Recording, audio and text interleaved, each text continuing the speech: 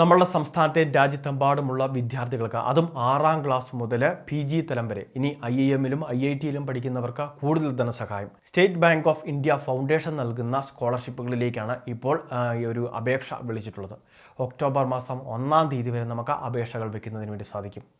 6ാം class മുതൽ +2 തലം വരെ 15,000 രൂപയോളം സ്കോളർഷിപ്പ്. ഇനി +2-ന് ശേഷം ഡിഗ്രി തലങ്ങളിൽ പഠിക്കുന്ന വിദ്യാർത്ഥികൾക്കാണെങ്കിൽ 50,000 രൂപയോളം സ്കോളർഷിപ്പ്.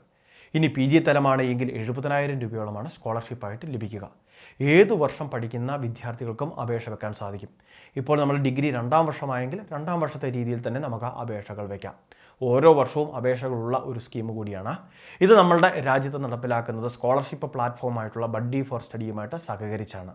അപ്പോൾ SBIF ആണ് ഇതിൻ്റെ ധനസഹായം വിതരണം ചെയ്യുന്നത്. വിദ്യാർത്ഥിയുടെ മാർക്കിൻ്റെ അടിസ്ഥാനത്തിൽ ഏറ്റവും കുറഞ്ഞത് 75% മാർക്ക് മുൻപ് പഠിച്ച ക്ലാസ്സിൽ ഉണ്ടായിരിക്കണം, അല്ലെങ്കിൽ മുൻപ് പഠിച്ച വിഷയത്തിലുണ്ടായിരിക്കണം.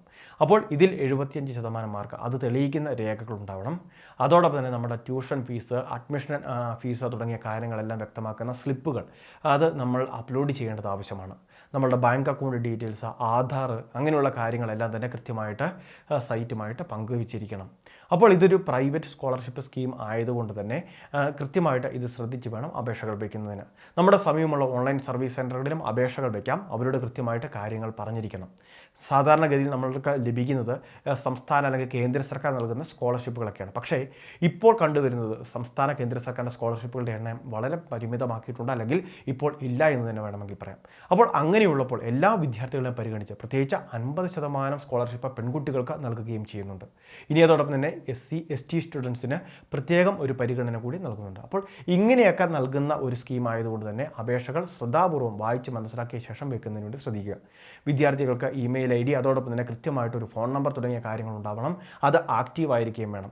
ഷോർട്ട് ലിസ്റ്റ് ചെയ്യപ്പെടുന്ന, അതായത് വാർഷിക വരുമാനത്തിൻ്റെ മാർക്കിൻ്റെ അടിസ്ഥാനത്തിലെല്ലാം ഷോർട്ട് ലിസ്റ്റ് ചെയ്യപ്പെടുന്ന വിദ്യാർത്ഥികളെ ഇവർ ടെലിഫോണിക് ഇൻ്റർവ്യൂവിന് വിളിക്കും. കൃത്യമായിട്ട് ഈ അറിയിപ്പുകളെല്ലാം നമുക്ക് SMS ആയിട്ടും മെയിൽ IDയിലും കൃത്യമായിട്ട് വരുന്നതായിരിക്കും. അപ്പോൾ ഈ കാര്യങ്ങളെല്ലാം കൃത്യമായിട്ട് ഒന്ന് ശ്രദ്ധിക്കുകയും വേണം. നമ്മളുടെ പെർഫോമൻസ്, അതായത് നമുക്ക് എന്തെങ്കിലുമൊക്കെ എക്സ്ട്രാ കരിക്കുലർ ആക്ടിവിറ്റി കൂടി ഉണ്ടെങ്കിൽ, മറ്റെന്തെങ്കിലുമൊക്കെ നമുക്ക് എടുത്തു പറയേണ്ട ഒരു കാര്യങ്ങൾ കൂടി അല്ല മേന്മകളൊക്കെ ഉണ്ടെങ്കിൽ അതെല്ലാം തന്നെ ഇവരുമായിട്ട് ഷെയർ ചെയ്യണം. അങ്ങനെ നമ്മളുടെ എല്ലാ അഭിരുചികളും അല്ലെങ്കിൽ നമ്മുടെ എല്ലാ കഴിവുകളും പരിഗണിച്ചാണ് ഈ ധനസഹായങ്ങൾ കൈമാറുന്നത്.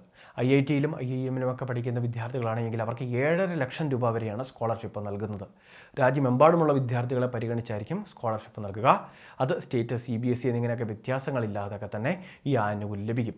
ഇനി ഡിഗ്രി PG കോഴ്സുകളൊക്കെ പഠിക്കുന്നവർ ശ്രദ്ധിക്കണം.